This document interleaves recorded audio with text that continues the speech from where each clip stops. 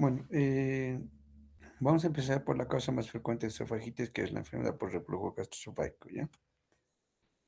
Para empezar, tienen que tener en cuenta unos conceptos, ¿ya? ¿Qué es el reflujo gastroesofágico? ¿Qué es enfermedad? El reflujo gastroesofágico es un evento fisiológico, es decir, que ocurre normalmente en todos nosotros y generalmente es más frecuente en los eventos postprandiales, es decir, después de nuestras comidas, principalmente cuando hemos ingerido mucho alimento, ¿ya? Entonces, el reflujo gastroesofágico llega a ser fisiológico en los bebés porque la inmadurez del esfínter esofágico inferior y en las embarazadas por incremento de la presión abdominal secundario al embarazo, ¿no? La enfermedad por reflujo, o sea, el ERG, ¿no? En sí, es una enfermedad, es patológico. ¿Por qué? Son personas que van a tener síntomas y o lesiones secundarios a un reflujo gastroesofágico, pero prolongado, es decir, que dure mucho tiempo y que sea muy intenso, ¿ya? Principalmente que dure bastante tiempo. ¿A qué nos referimos? Que dure bastante tiempo, que el esófago, perdón, el contenido que ha refluido, ¿no? Permanezca mucho más tiempo en el esófago.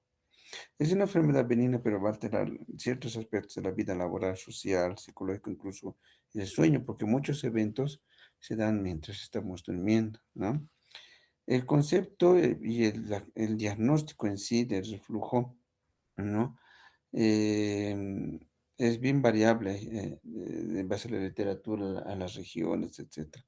Pero para nosotros, una persona va a tener enfermedad por reflujo gastroesofágico cuando tenga los síntomas clásicos, es decir, pirosis, regurgitación, por lo menos 2 días de la semana, por lo menos 2 días, ¿ya? No es necesario que sean continuos, pero mínimo 2 días a la semana que tengan los síntomas, ¿no? Que hayan empezado hace 6 meses y que se hayan hecho más frecuentes los últimos 3 meses. Durante las últimas décadas se ha visto que no solamente el material que refluye es ácido, sino también bilis, gas, jugo pancreático, ¿ya? Entonces, no solamente hoy en día el ácido de la pepsina es causante de los síntomas por enfermedad por reflujo gastroesofágico. Se dice que es heterogénea porque no hay una correlación entre los síntomas del reflujo y las lesiones. Es decir, hay personas que tienen muchos síntomas, les arde mucho, tienen mucha pirosis, ¿no? Pero tienen eventos muy leves de reflujo, por ejemplo, y o hay personas que tienen lesiones importantes en la endoscopia, pero no tienen muchos síntomas, por eso es heterogéneo. Diagnósticos diferenciales, la pirosis funcional, es decir, aquellas personas que tienen todos los síntomas de la enfermedad por reflujo gastroesofágico, pero en todas las pruebas que vamos a comentar más adelante, tanto endoscopías, manometría, pechometría, es normal. Ocurre en personas que tienen eventos de reflujo fisiológico normal y que de base tienen un trastorno ansioso depresivo, por ejemplo. El reflujo tiene varias clasificaciones, ¿ya? Puede ser secundaria, en este caso, a la presencia de erosiones o no. La que tiene erosiones o heridas en el esófago se denomina esofagitis erge con esofagitis, y la no erosiva, que es la que no tiene lesiones, ¿ya? Son personas que tienen síntomas, pero su endoscopía es normal. Como les decía, la definición propia de la enfermedad por reflujo es variable, de, de centro en centro, de literatura en literatura, pero se va a manifestar principalmente pues, por los síntomas de la pirosis, que es la sensación de ardor retroesternal, y regurgitación, la sensación de boca ácida o amarga, ¿no? Y la regurgitación, que es la salida espontánea de alimentos, ¿no? Desde el esófago hacia la boca, pero sin ningún esfuerzo, ¿ya? Esa es la regurgitación. En este caso, en el caso de la enfermedad por reflujo, va a dar la sensación de ácida, una amargura en la boca, ¿ya? La gran mayoría de las personas con enfermedad por reflujo gastroesofágico su endoscopía va a ser normal, como en este caso estamos viendo una foto del esófago distal, donde no vemos ninguna herida. Entonces, pero esta persona ha venido a consulta porque tiene síntomas de pirosis y regurgitación de varios meses o años de evolución, ¿no? La gran mayoría son estos, los que no tienen esofagitis. Para que ocurra una persona empieza a sufrir por la enfermedad, les repito, el reflujo es fisiológico, pero para que uno empiece a enfermarse por el reflujo, tiene que haber un desbalance entre los factores que son defensivos y agresivos o lesivos, ¿no? Entonces, dentro de los defensivos tenemos a la barrera antirreflujo que va a estar constituida por varias estructuras anatómicas, ¿no? La unión esofágico-gástrica, donde está el esfínter esofágico inferior, que es un músculo circular a nivel de la unión del esófago y el estómago. El ángulo de Histo, se recordarán, ¿no ve que se encuentra la curvatura menor del estómago? El mismo diafragma, ¿no? El diafragma que llega a comprimir justamente a nivel del esfínter inferior, ¿ya? Que es el hiato diafragmático y el ligamento freno esofágico, ¿no? Una alteración en cualquiera de en estas estructuras anatómicas o en su función va a predisponer a que las personas empiecen a desarrollar enfermedad por reflujo, ¿no? Y de esos trastornos fisiológicos, dentro de los más frecuentes, es la relajación transitoria del esfínter esofágico inferior. Es decir, fisiológicamente el esfínter esofágico inferior tiene que abrirse o relajarse después de que nosotros ingerimos alimentos, saliva, consumimos agua, yo qué sé. Entonces, en las relajaciones transitorias del esfínter esofágico inferior, para empezar, son espontáneas, es decir, que no están relacionadas con la deglución ni con la peristalsis y son de larga duración, duran más de 10 segundos.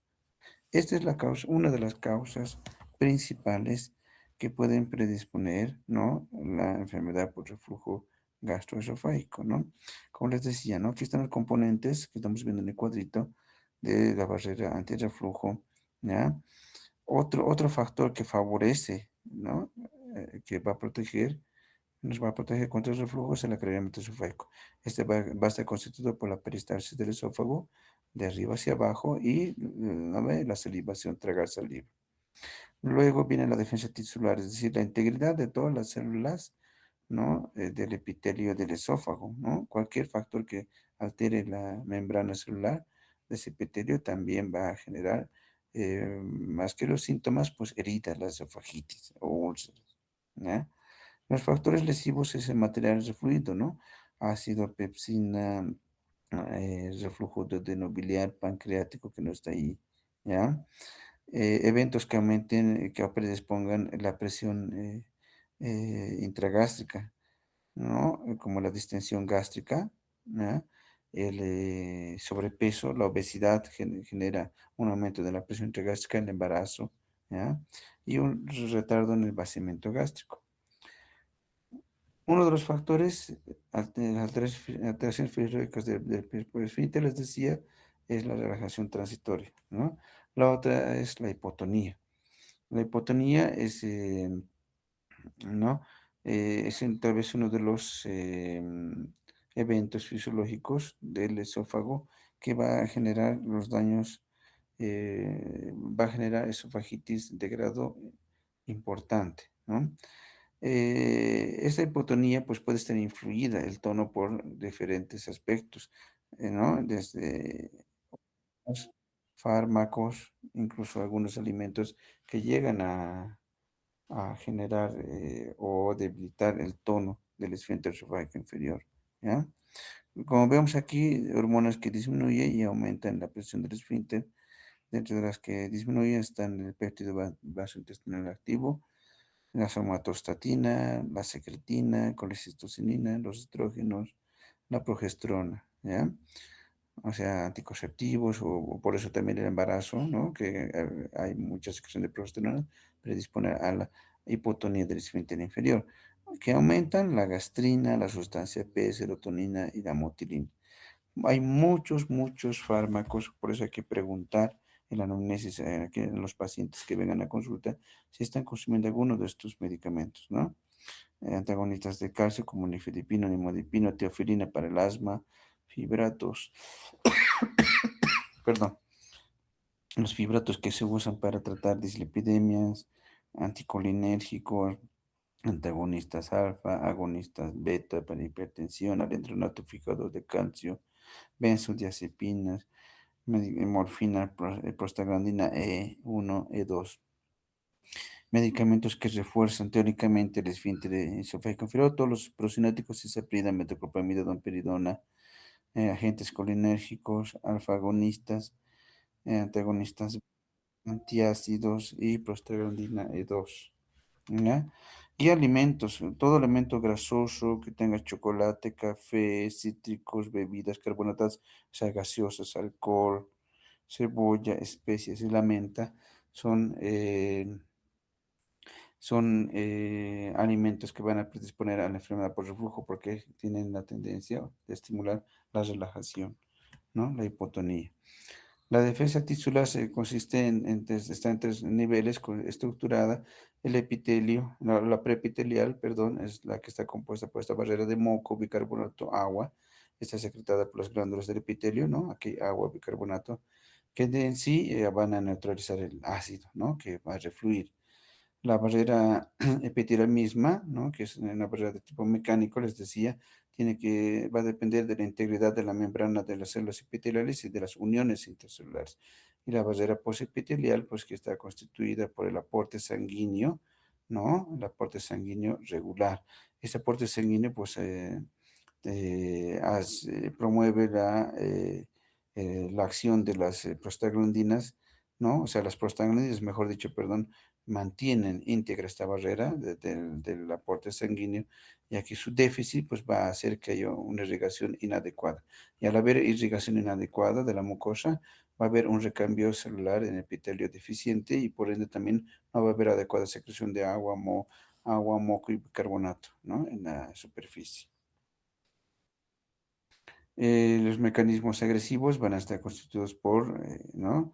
El ácido, la pepsina, ¿no? Después la bilis, ¿no? El reflujo no ácido, que se lo conoce hoy en día. ¿Bien? Y también, les decía, ¿no? Factores que van a promover al reflujo de ácido, pepsina, bilis o jugo pancreático, pues la distensión gástrica, relajaciones transitorias, ¿no? Del esfínter esofágico inferior, la obesidad, etcétera. Clínicamente, la enfermedad por reflujo gastroesofágico se va a dividir en síntomas típicos y atípicos, es decir, el eje típico y el atípico. El típico se va a caracterizar por los síntomas de pirosis y regurgitación. La pirosis, como decía, es el ardor retroesternal, la regurgitación es la percepción del flujo de contenido hacia la boca espontánea. ¿Qué quiere decir? Sin que medien náuseas, ¿no? O sea, me agacho para amarrarme mis zapatos y de repente viene una quemazón fuerte hacia mi boca. Me acuesto para dormir y inmediatamente siento una quemazón o un ardor fuerte en mi boca, ¿no? ¿No? Eso, la regurgitación generalmente tiene tendencia a aparecer de noche o en esas determinadas posiciones. Muchas veces se manifiesta con sensación de ahogo, disnea y tos intensa mientras estamos durmiendo. Otros síntomas menos frecuentes son la disfagia, que es la sensación de dificultad para la deglución, ¿no? O sea, el paso del bolo alimenticio en el caso del esófago hacia el estómago. Eso ocurre, este síntoma, cuando hay esofagitis o cuando hay una complicación, una cicatriz, una úlcera, que es un signo de alarma. No es normal que un paciente con reflujo tenga como síntoma principal la disfagia, la dificultad de la deglución, ¿no? En el contexto de una persona que años ya tiene esos síntomas, aparece disfagia, viene a constituir un signo de alarma, porque no solamente puede ser una cicatriz, una úlcera, puede ser cáncer también, ¿ya?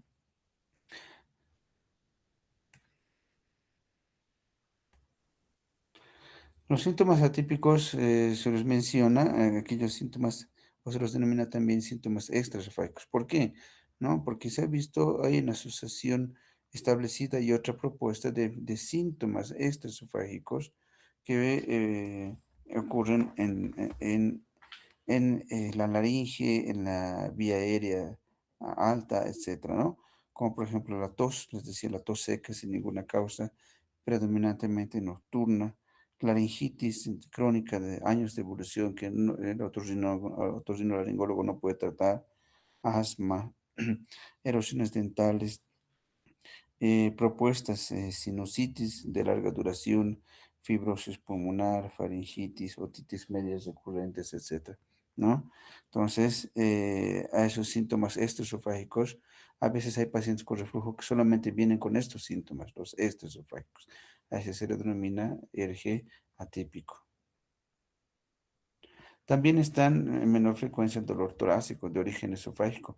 Pueden simular una angina de pecho, ¿no? Puede localizarse, obviamente, en área retroesternal, a veces irradia el mentón, etcétera, etcétera, ¿no? La diferencia con un dolor de origen cardiogénico es que es desencadenado siempre después de una comida, ¿no? ¿Ya? Siempre en reposo, ¿listo? A veces pueden estimular las emociones. El dolor cardiogénico siempre se da tras un evento de ejercicio físico, tras una actividad sexual o incluso por una emoción, ¿no? También, ¿ya? Entonces, para diferenciar. Pero todo dolor torácico siempre se lo va a tratar de origen cardiogénico hasta que no se demuestre lo contrario, ¿no? Ya les decía, la laringitis, el asma, etcétera, ¿no? Entonces, síntomas extraesofágicos. La presentación fenotípica, es decir, las alteraciones en el esófago, habíamos mencionado, ¿no? Endoscópica o clasificación endoscópica, decíamos, la enfermedad por reflujo gastroesofágico con esofagitis o esofagitis erosiva, ¿no? O enfermedad por reflujo erosiva y la no erosiva, la hernia, ¿no? En este caso, todos sabemos que itis, ¿no? En base al sufijo itis significa inflamación, es decir, va a haber esofagitis, ¿no? Y tenemos eh, una clasificación que obviamente es mucho más para nosotros los gastroenterólogos, no se preocupe mucho en saber esta clasificación, pero 4 grados según la cantidad de lesiones o erosiones que puede aparecer en la endoscopía. La esofagitis, en los casos muy intensos, cuando hay mucha inflamación, puede haber disfagia, como habíamos mencionado, pueden aparecer la odinofagia, que es el dolor al momento de la devolución, y en algunos casos pueden debutar con hemorragia digestiva. El paciente, ¿no? Directamente viene a consulta vomitando sangre. Aquí vemos fotos de endoscopía de las erosiones en un paciente con reflujo, ¿no? Donde está el puntero, ven, estas son cortitas, son chiquititas, ¿ya? Son pequeñas, es, es una esofagitis grado A de Los Ángeles, ¿no? Y esta es la más intensa, la grado D, ¿no? Erosiones más de 3 milímetros que ocupan toda la circunferencia del esófago y son confluyentes, es decir, se unen una con otra, ¿ya? Entonces, una leve y una avanzada. Son los esquemas o su esquematización o fotos reales de casos de esofagitis por enfermedad por reflujo gastroesofágico. Complicaciones, estenosis péptica. Estamos viendo una foto endoscópica donde la luz del esófago se ha reducido, se ha estrechado, fíjense, ¿no? A diferencia de aquí, ¿no? El orificio o el lumen, mejor dicho, del esófago aquí es normal, pese a la inflamación, pero en este caso aquí se ha reducido secundario a una cicatriz. Generalmente ocurre hasta en 15% de las personas que han tenido esofagitis, es decir, estas heridas, principalmente en estas aparece, ¿ya? Aparecen en estos casos, después de que han curado estas heridas, como proceso normal de la curación y cicatrización, pues puede ocurrir una estenosis o cuando ha habido una úlcera también en el esófago. Es más frecuente en personas añosas que tengan trastornos motores, es decir, un vaciamiento lento del esófago principalmente, y en casos que ha tenido años en reflujo. ¿Ya? El síntoma principal, es la disfagia a sólidos, ¿no? Y la sensación de obstrucción. Son pacientes que están comiendo, están almorzando y pues bueno, pues de repente siente que se les atora la comida, ¿no? En la región retroesternal.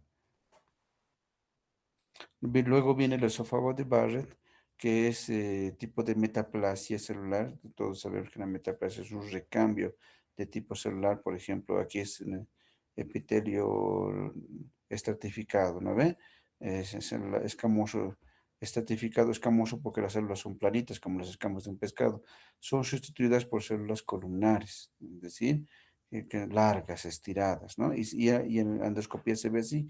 Dice aquí, ¿no? Esófago de Barrett, ¿no? Es la mucosa normal de este color pálido y están viendo aquí, el barre se ve así, como una lengüeta de color rosa salmón, ¿ya? Obviamente esto se confirma con biopsia. Este ocurre en el contexto de personas que han tenido reflujo durante muchos años y nunca han ido al médico recibir un tratamiento, ¿no? Realmente en personas a mayor arriba de los 50 años suele ser más frecuente, pues, se lo menciona que es un riesgo para el cáncer de esófago, el adenocarcinoma, pero eso ocurre en 1 de cada 1000 pacientes, o sea, tiene una incidencia muy, muy baja, ¿no? Se establece protocolos de seguimiento en aquellas personas que se confirma su esófago de Barrett, ¿no? De cada 6 meses, cada 12 meses, dependiendo si es que hay o no hay displasia. La displasia es un daño celular más severo, ¿no? Que este sí puede predisponer más al cáncer que el propio esófago de Barrett, ¿no? Aquí estamos viendo una foto ampliada, endoscópica también, de cómo se ve el epitelio normal del esófago, ¿no? Esa estructura, fíjense, como de escamas, y el Barrett, ¿no? Los pliegues o las células son más alargadas, ¿no? O tubulares. Por último, el adenocarcinoma, que es la complicación más temida a largo plazo, ¿no? Que suele ocurrir en personas más de 60 años. Como factor de riesgo siempre tiene que estar un esófago de Barrett.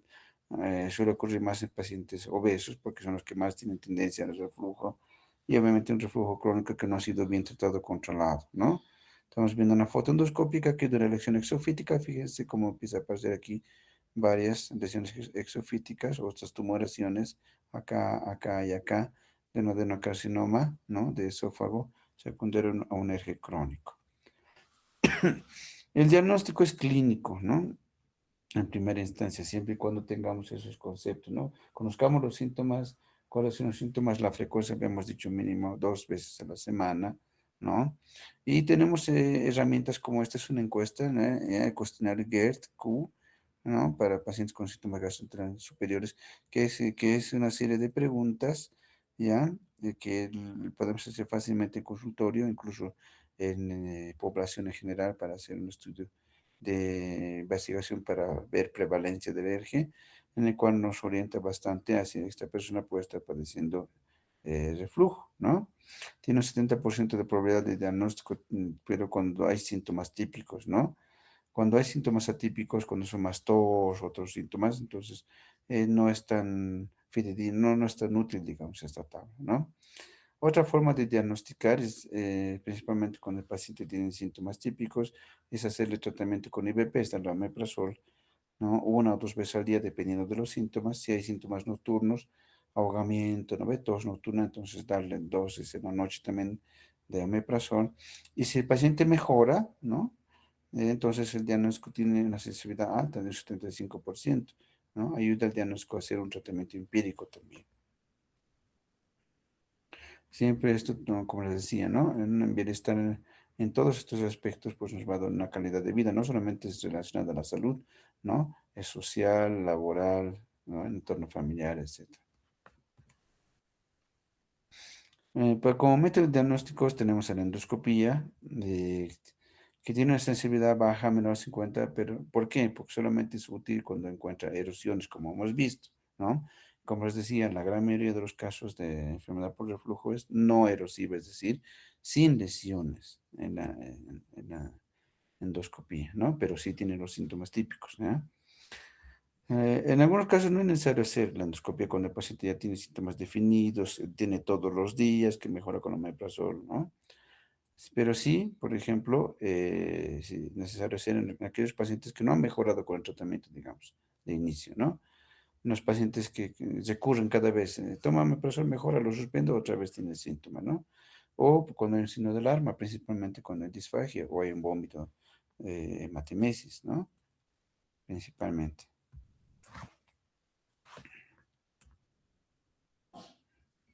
¿No? Un esquema de cómo hacemos las endoscopías.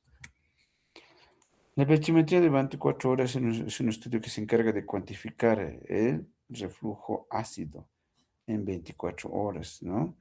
En diferentes posiciones, paciente parado, echado, después de comer, etcétera, ¿no?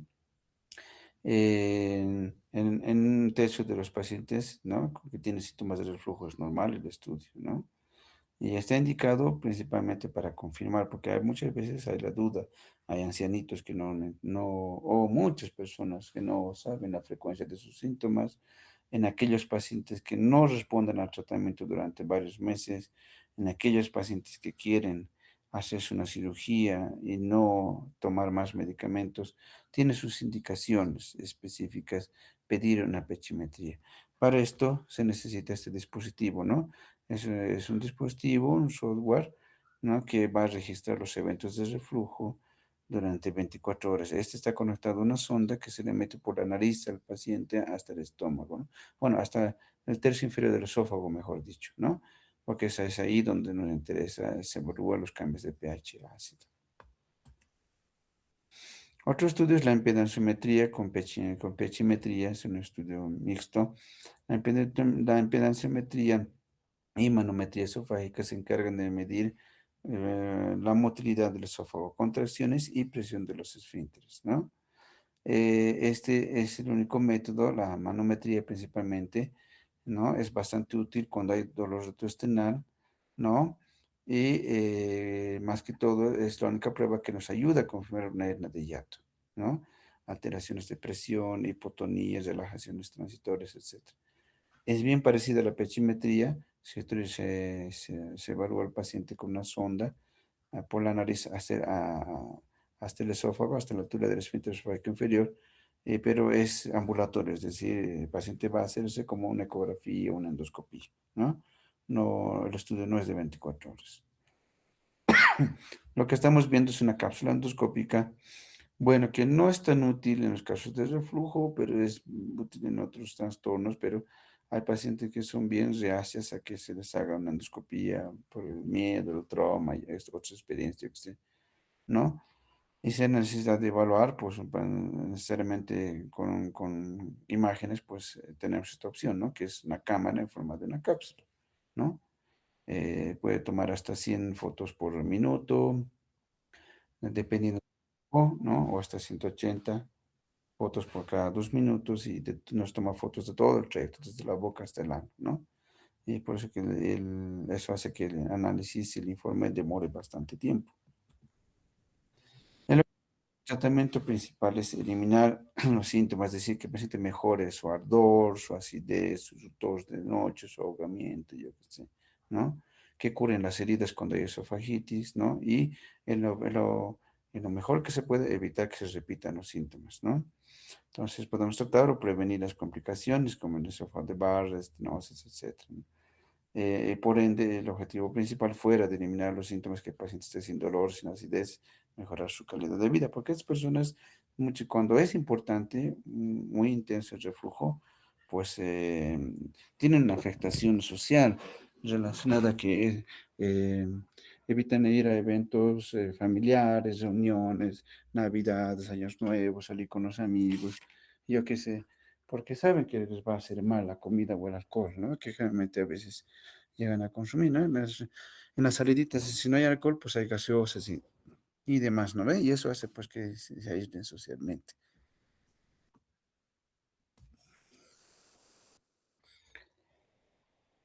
Bueno, mecanismos físicos y medicamentos se pueden usar para mejorar esto, ¿no? En primera instancia, lo que se promueve es modificar estilos de vida, es decir, primero que el paciente baje de peso si es gordito o es gordita, por lo menos los 3 4 5 kilos, ¿no? Por lo menos un 5% de su peso tiene que bajar.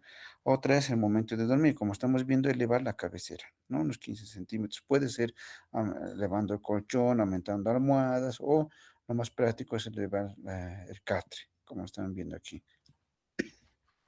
¿ya? Jamás el paciente tiene que dormirse en esta posición, como están viendo, jamás evitar la espalda. Es mejor echarse del lado izquierdo, ¿no? Porque esa posición hace que el ángulo de gis se cierre, va a ser una medida antirreflujo del lado izquierdo, a diferencia del derecho, por ejemplo, ¿no? Bueno, usados los cambios de estilo de vida, pues si no hay mucha mejoría, podemos usar varios tipos de medicamentos. Uno de esos, los procinéticos que estamos viendo, la domperidona, la cinitaprida, que como les decía, teóricamente mejoran la motilidad y el tono del esfínter esofágico inferior y también se dice que promueven el envasamiento gástrico. Se administra 15 a 20 minutos antes de las comidas, ¿no? Pero principalmente están indicadas, no se indica de rutina estos medicamentos, se indican los pacientes que tienen regurgitación, ¿no? Aquellos que se atoran fuerte, tosen y demás, ¿no? Y tienen síntomas nocturnos. En eso se está indicado principalmente, ¿ya? Luego tenemos los antiácidos y alginatos que son para emergencias, no es para hacer un tratamiento crónico, ¿ya? Que son jarabes, son sachets, tienen la capacidad de neutralizar la acidez, ¿no? Como les decía, en casos leves o en emergencias. Y repito, ¿no? No es para dar de forma crónica. La base del tratamiento, si bien se han entendido los trastornos que generan reflujo, son motores, ¿no? Y la hipotonía del esfínter, las relajaciones transitorias del esfínter esofágico inferior. Entonces, no hay un medicamento ahora que refuerce ese mecanismo motor hasta la fecha. Por eso que la base es antisecretorio, es decir, ir a combatir la acidez, ¿ya? Entonces esto lo hacemos con inhibidores H2. Hoy en día ya están proscritos la ranitidina, famotidina, porque se han descrito casos de que provocan cáncer. Entonces ya no se usan la ranitidina por si acaso, ¿ya? Y nos vamos directamente a los IBPs, inhibidores de la bomba de hidrógeno potasio ATPasa, ¿no? En dosis únicas, ¿no? Como les decía, 20 miligramos en media hora antes de desayuno cada mañana, y o se puede doblar, dar cada 12 horas, 2 veces al día, que es dosis alta, cuando hay principalmente síntomas nocturnos o cuando hay lesiones graves en la endoscopía, ¿no? Hay varias pautas que podemos hacer. En primera instancia, dar un tratamiento por lo menos de 4 semanas. Puede ser una dosis o las dosis o la dosis doble. Luego de eso, evaluar al paciente. Si el paciente ha mejorado, vamos bajando la dosis. Si le hemos dado 2 veces al día, bajamos una al día en la mañana nomás. Si le hemos dado una sola vez al día en la mañana, vamos bajándole día por medio.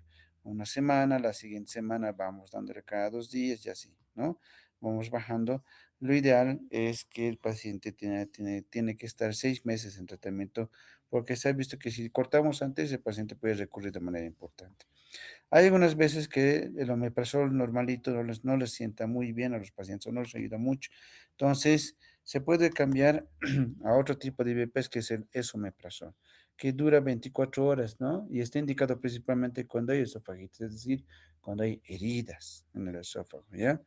Tiene su inicio más rápido que el omeprazol, tiene el pH, mantiene el pH alcalino más tiempo en el esófago, ¿no? Y no se puede, digamos, hay que tener en cuenta si algunas personas están usando clopidogrel, que es un anticoagulante, como usted sabe, ¿no ve? Terapia de mantenimiento. Una vez que el paciente ha mejorado, digamos, en los 4 semanas, vamos bajando, les decía, ¿no? Durante los siguientes 6 meses, ¿no? Poco a poco, de manera gradual, descendencia, hasta la mínima dosis efectiva. Una dosis mínima efectiva para un paciente puede ser tomar día por medio, para otro paciente puede ser tomar 3 veces a la semana, para otro paciente puede ser suspenderlo definitivamente o paciente tomar de vez en cuando. O sea, es individualizado, ¿ya? Entonces, la decisión va a estar, ¿no? En base a la respuesta de cada paciente que pueda tener. Durante la administración, ¿no? Y la consulta, siempre hay que considerar que el paciente puede estar tomando mal ahora. Entonces, siempre reforzar que la mayoría de los IBPs necesitan tiempo para actuar y actúan en ayunas, ¿no? Hay ven pacientes que dicen que están tomando después del desayuno, no sirve. Estos IBP están diseñados para actuar cuando las bombas están activas. ¿Cuando están activas? Cuando estamos en ayunas. Después de haber comido, las bombas están activas y no tiene sentido. Hoy en día existen fórmulas de someprazol y vonoprazan, ¿no? Que es un nuevo IBP que lo han fabricado, que no necesita ayuno, ¿no? Ya está llegando al país, pero el convencional, ustedes que venían a provincia en internado, pues lo único que va a haber es omeprazol. No, no van a haber fórmulas caras, difíciles, ¿no? O pantoprazol o omeprazol. Entonces, media hora es lo principal y tomarlo con agua. Se lo toman con leche, la leche lo neutraliza también, ¿ya?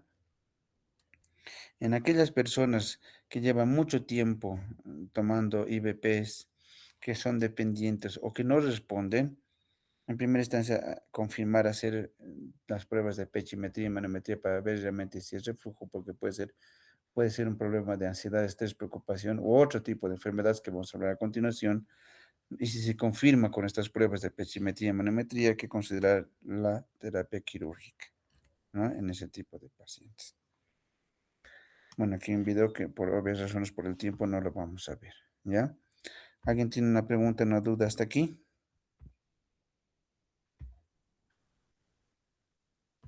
Bueno, enfermedad por reflujo, para recordarles, 6 meses de inicio de los síntomas, o sea, el reflujo es crónico, no es reflujo de 1 o 2 días, ¿no ve?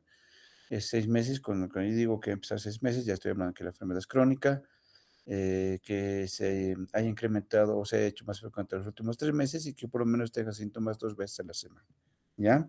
Dar dosis de IVPs, omeprazol o pantoprazol en ayunas y que mejore el paciente ya es un dato también sensible para el diagnóstico. Vamos avanzando en los temas. En este caso, la esofagitis, ¿no? Como ya hemos visto, es la inflamación de la mucosa del esófago, ¿no? Varias causas. Vamos a saltarnos un poquito las primeras porque hay algunas que merecen más importancia que las demás. Una de las causas ya hemos hablado, la esofagitis por enfermedad por reflujo gastroesofágico, ¿ya? Luego tenemos aquí causas infecciosas, ¿no? Generalmente el grupo más afectado suelen ser los inmunodeprimidos, pero también los inmunocompetentes, es decir, las personas que tienen su salud inmunológica estable, ¿no?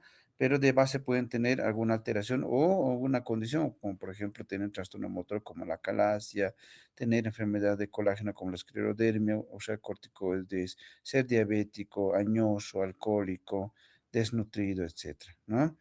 Muchas de estas infecciones se diagnostican por estudios de endoscopía, tomas de biopsia, cepillados, etcétera, ¿no? Hoy en día se está incrementando los cuadros de esofagitis infecciosas porque los pacientes con inmunosupresión están aumentando en el mundo. Porque no solamente el VIH provoca inmunosupresión, la desnutrición, pacientes con cáncer y quimioterapia, pacientes que han sido trasplantados y que tienen que usar corticoides de por vida, pacientes con enfermedades autoinmunes, ¿no? Entonces, todo eso va a hacer que el riesgo, bueno, la frecuencia de esta esofagitis vayan incrementándose. Lo que estamos viendo es la esofagitis por Candida albicans, ¿no? O el grupo Candida, que, ¿no? Que se caracteriza por la presencia de pseudomembranas, como están viendo aquí, blanquecinas, no sé si pueden distinguir en las fotos, pero bueno, em, estamos viendo aquí, ¿no? Estas placas blanquecinas como si fueran natilla o leche, ¿no? O yogur, etcétera. ¿Ya? Entonces, puede ocurrir hasta en 20% de personas sanas, o sea, sin ningún estado de inmunosupresión, ¿no? El síntoma principal va a ser la odinofagia, es decir, el dolor a la deglución retroesternal. Puede también asociarse a lesiones en la boca. Cuando vemos lesiones en la boca, es decir, placas blancas en la boca de un paciente y que diga que está con odinofagia, dolor retroesternal, entonces muy probablemente está con esofagitis por cándida, ¿ya? El tratamiento principal va a ser con fluconazol de 200 o 400 miligramos al día por unas 2 semanas por lo menos, ¿no? Luego tenemos la esofagitis por herpes simple, como estamos viendo aquí en la foto, vean lesiones aftosas. Todos, bueno, alguien debe tener herpes alguna vez, ¿no ve? O tienes recurrentemente o ha visto alguna vez, ¿no? Son ampollitas ¿no? Ampollitas que se revientan, pues, y, ¿no? Generan estas erosiones, ¿no? ¿Ya? Suele ser más frecuente en inmunodeprimidos que han sido trasplantados, en pacientes jóvenes, sanos también. La primera vez que les ocurre en un evento, un brote de herpes, puede darles esofagitis también, ¿no? O en cualquiera de sus recaídas, ¿ya? Síntoma principal de todas las esofagitis va a ser la odinofagia, es decir, dolor. En este caso, como es viral, puede haber también fiebre y dolor retroesternal agudo también. O sea, aparte del dolor al deglutir, fiebre, ¿ya? También puede haber disfagia, puede haber herpes labial, etcétera, etcétera. El tratamiento, pues, se lo hace con aciclovir, como todo cuadro de herpes, ¿no? 400 miligramos al día, 5 veces al día durante 2 a 21 días, ¿no? Si es una persona inmunodeprimida. Si es una persona sana, competente, 200 miligramos, 4 o 5 veces al día, ¿no? Por 7 a 10 días, es decir, menor tiempo, ¿eh? Menor tiempo de duración. Luego tenemos otro virus más agresivo que es el citomegalovirus, en este que sí es más en pacientes inmunocomprometidos, principalmente aquellos que han sido trasplantados y con VIH, ¿ya? Con VIH generalmente aquí suelen ver en la lesión, como estamos viendo, úlceras profundas con bordes elevados. Aquí vemos, esto es una úlcera, lo que estamos viendo aquí en la foto, ¿no? parece una úlcera por reflujo, incluso hasta cáncer parece, ¿no? Son úlceras grandes. El síntoma nuevamente, odinofagia, dolor en región de fiebre, ¿no? Y puede ser de manera gradual. La diferencia por el virus de la herpes es más rápido, ¿no? Pero en cambio en esta poco a poco va apareciendo dolorcito, dolorcito, ¿no? Va incrementando su intensidad la odinofagia, pero junto con fiebre. En estos casos, el tratamiento es con antivirales como el ganciclovir, como estamos viendo, va ganciclovir y foscarnet es más agresivo, ¿no? El ciclovir casi no le hace cosquillas, ¿no? Le hace cosquillas a la citomegalovirus. Otros virus tenemos el de varicela, el virus del Epstein-Barr, después, eso, ¿no? El virus que se contagia por el beso, ¿no ve? ¿Ya? Esos tranquilamente con aciclovir, porque son cuadros similares al herpes. El papilomavirus, estamos viendo aquí una foto de una verruga, ¿no? Una verruga, ¿no? O sea, el virus del papiloma son los que provocan verrugas, ¿no ve? ¿Ya? Luego el tuberculosis, en los casos más raros, tuberculosis, ¿ya? Entonces, la tuberculosis puede tener diferentes grados de afectación, úlceras, fístulas, tumores, etcétera, etcétera.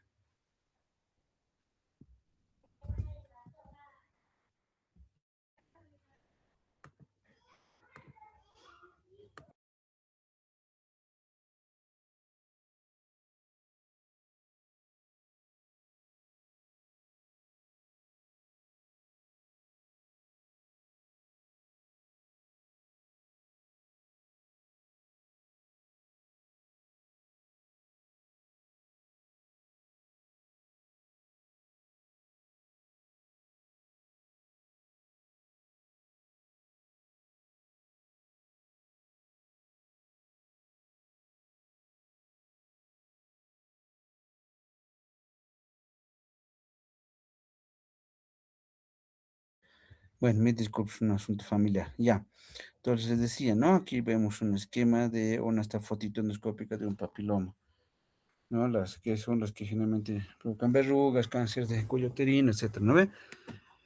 Felizmente en el esófago podemos encontrar lesiones benignas, chiquititas nada más, ¿ya? Y en algunos casos se puede relacionar incluso hasta con cáncer.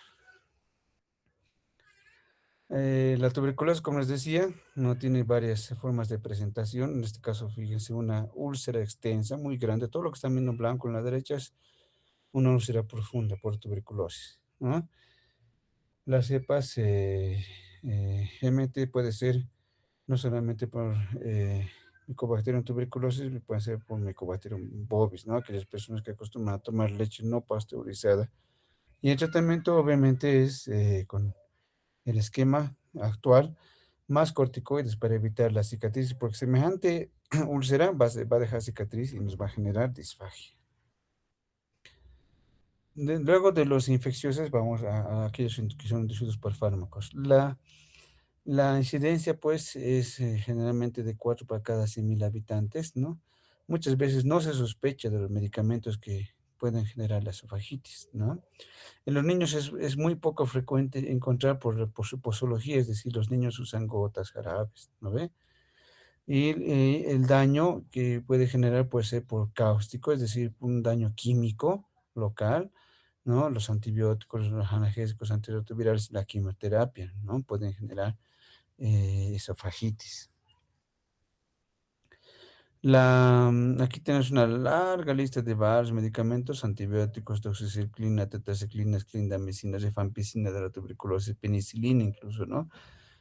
Cualquier analgésico, diclofenaco, ibuprofeno, la aspirina, antirretrovirales, ¿no? Para el VIH, bifosfonatos como el alendronato, que es bastante agresivo, muchos quimioterápicos y, bueno, otros que se usan en pacientes con diferentes enfermedades, con el potasio, hierro, vitamina C, etcétera, ¿no?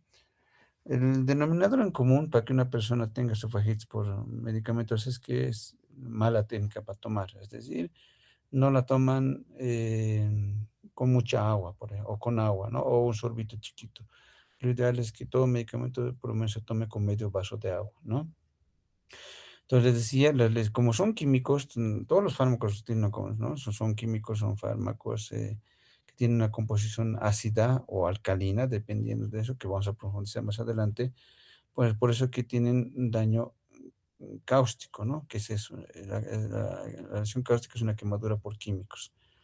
Entonces puede ocurrir en lugares donde se estrecha el esófago, donde normalmente no ven la compresión de aórtica, la compresión por el bronquio izquierdo, en la unión esofagogástrica, en personas que hayan tenido reflujo, tengan estenosis, etcétera, ¿no?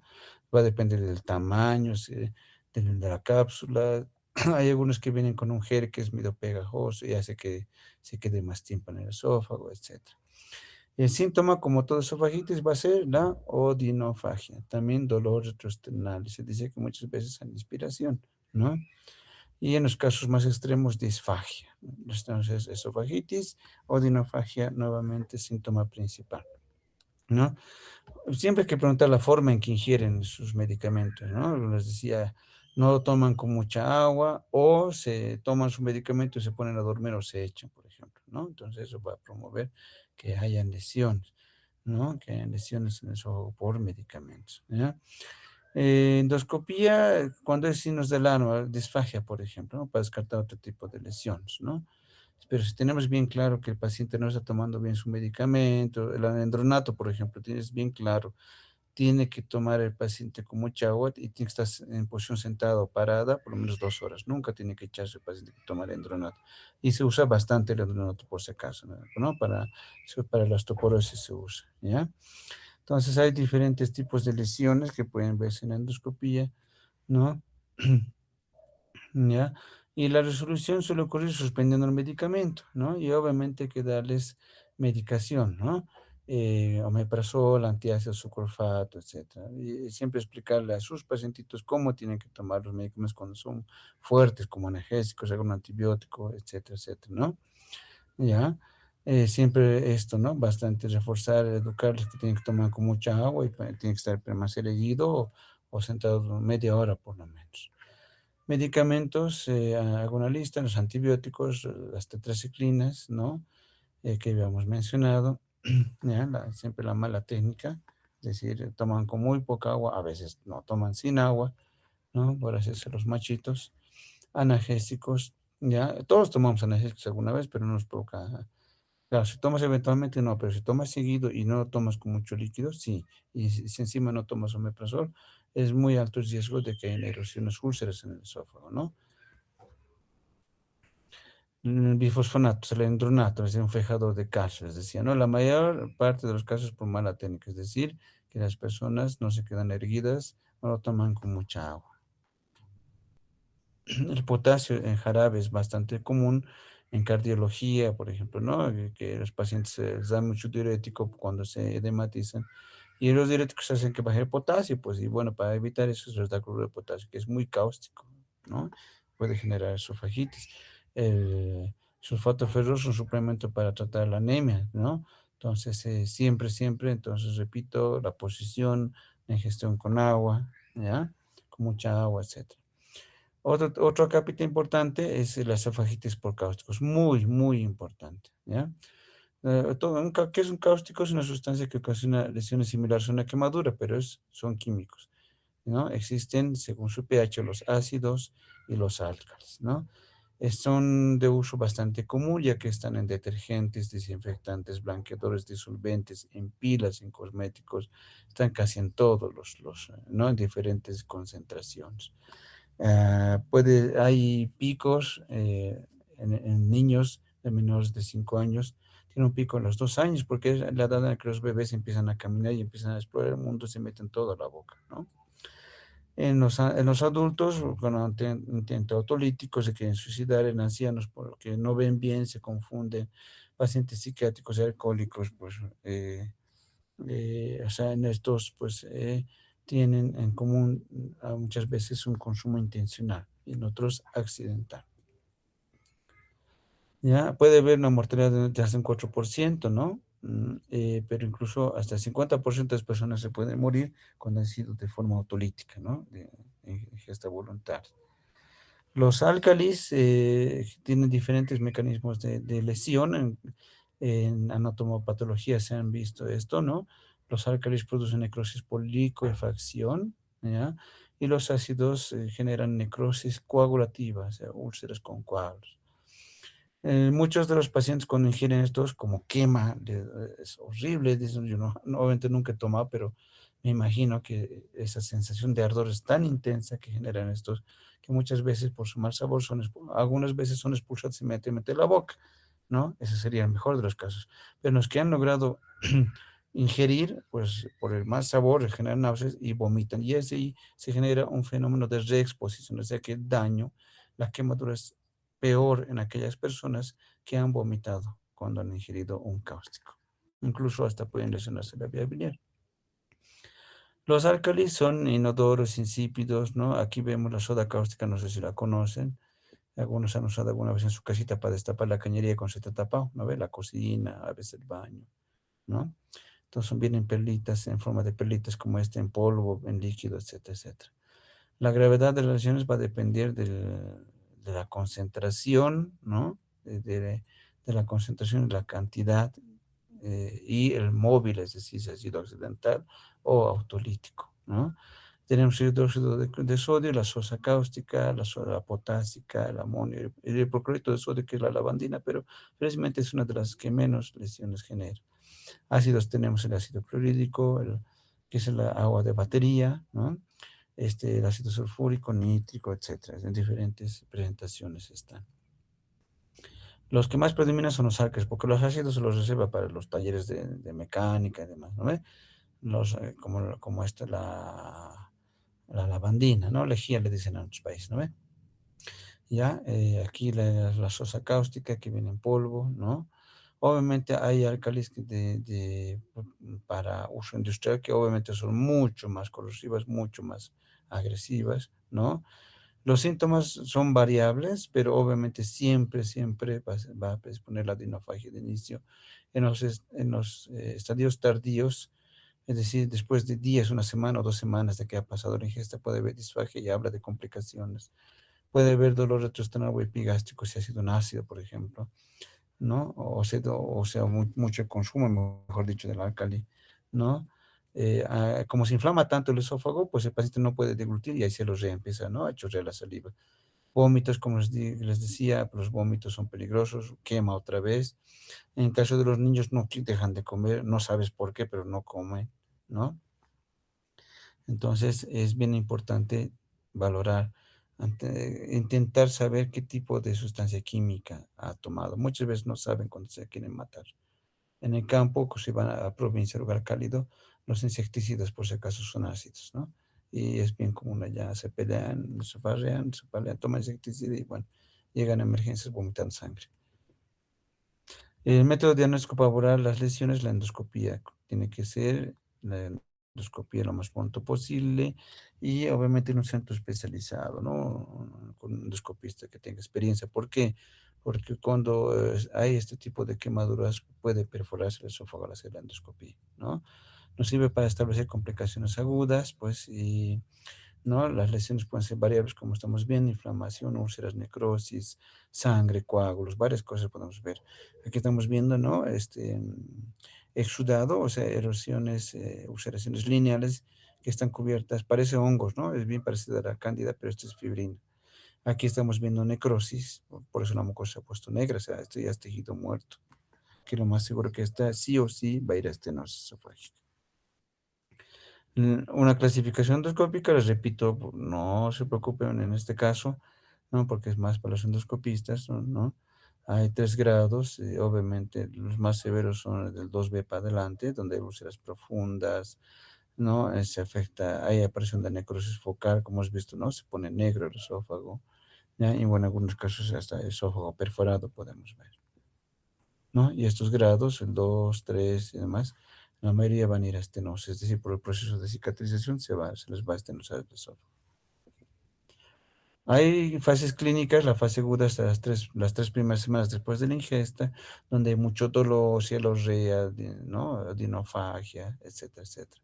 Es la semana más crítica porque en esa semana puede perforarse el esófago, genera mediastinitis y muchas veces mueren los pacientes.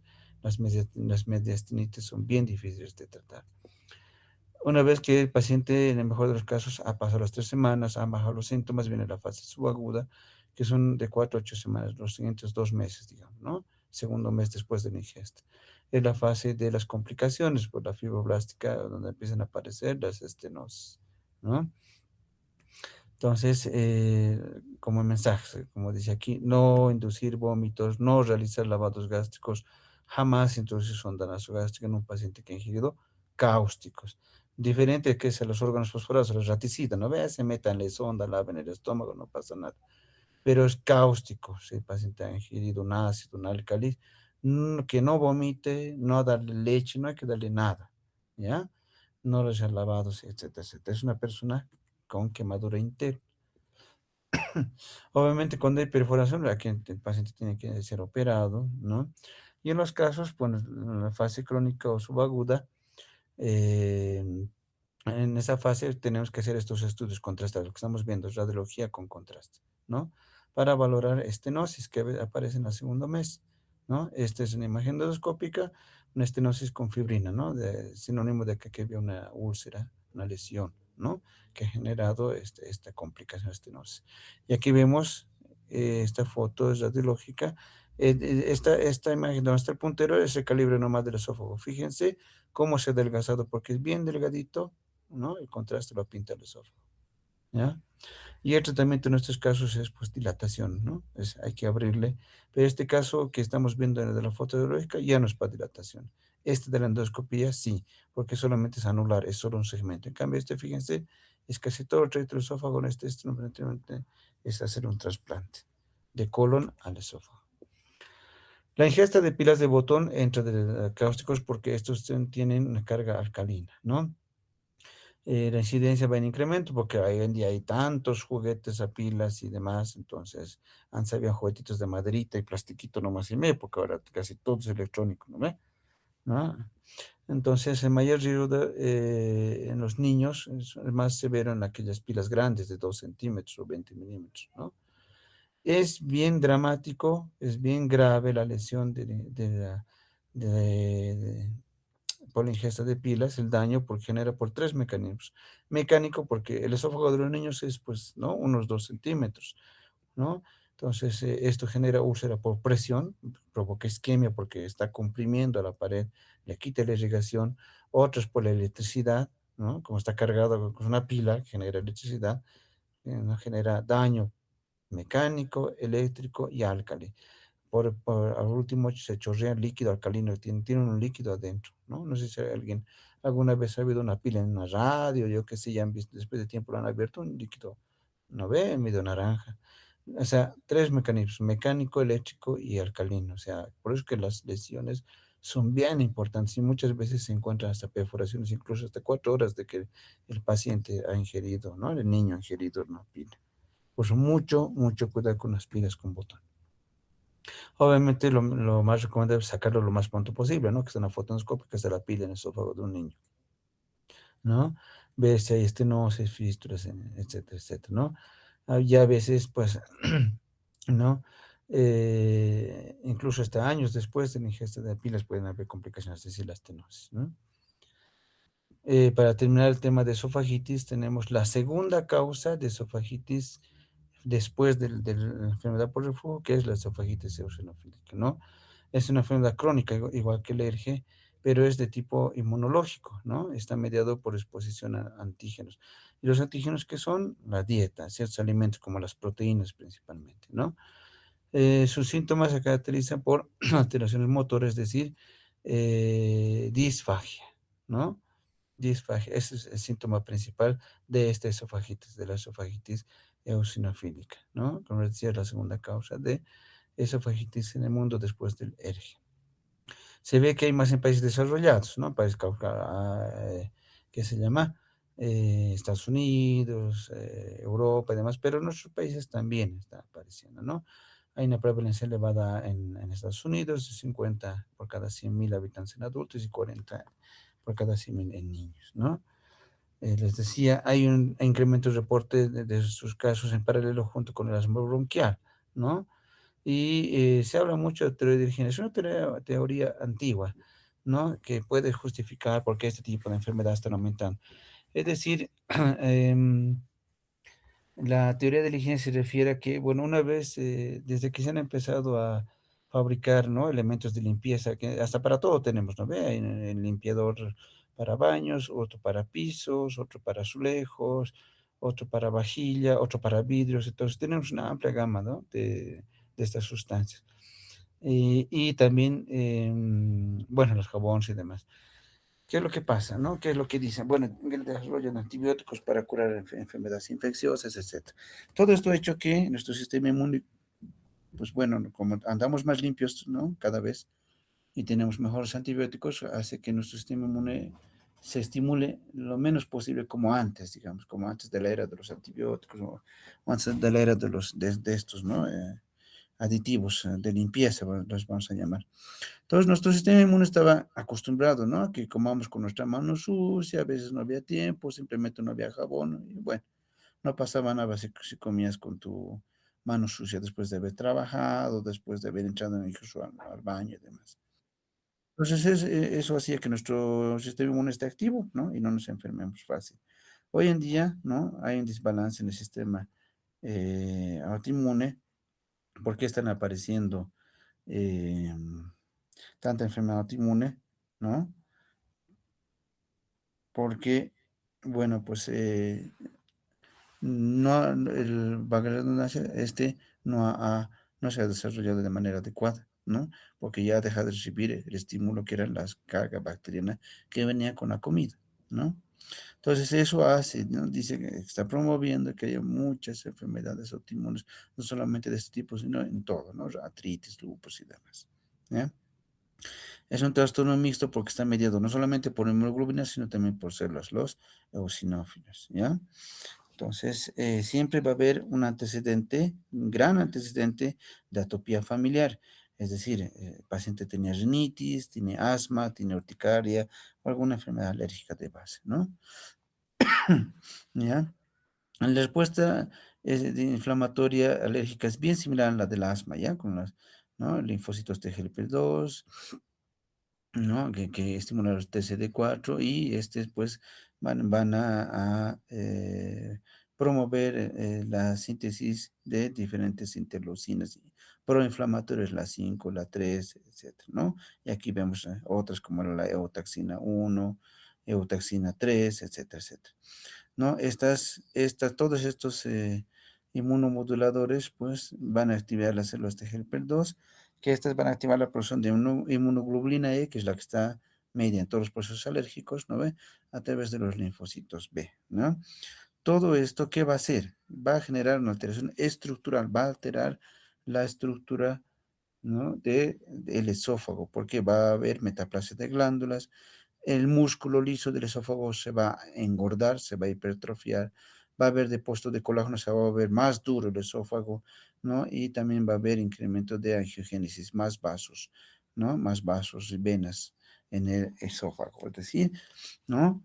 Va a haber cambio de células de glándulas mucosas, lo que va a hacer que haya menos lubricación, un músculo más grueso y un esófago más cicatrizado, o cicatrizado, mejor dicho, ¿no? Con mayor colágeno.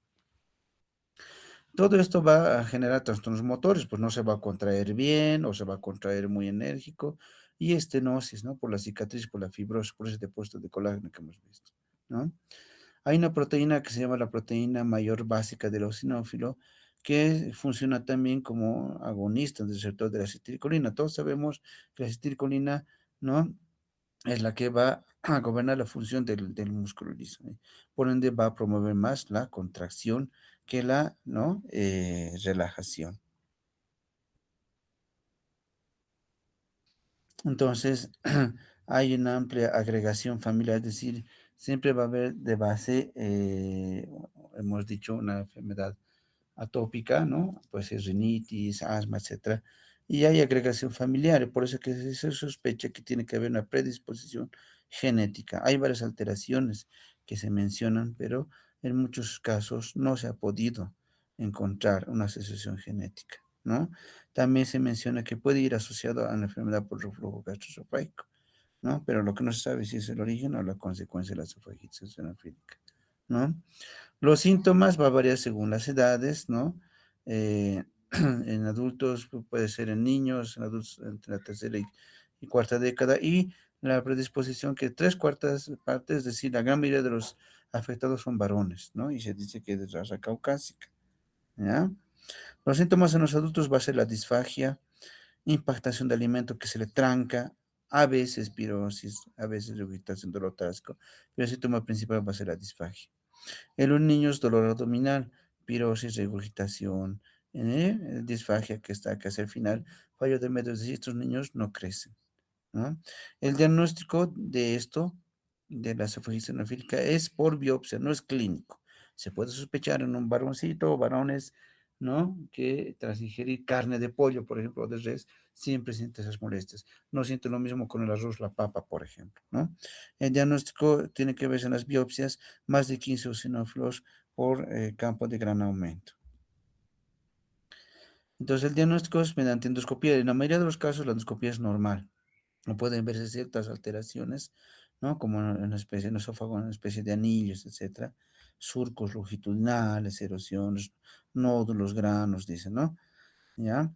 O pérdida del patrón vascular, es decir, es normal que se vean venitas, ¿no? En el esófago, pero a veces se borran, etcétera. La biopsia es lo que hace el diagnóstico de la esofagitis eosinofílica, ¿no? De ese infiltrado eosinofílico, les decía, ¿no?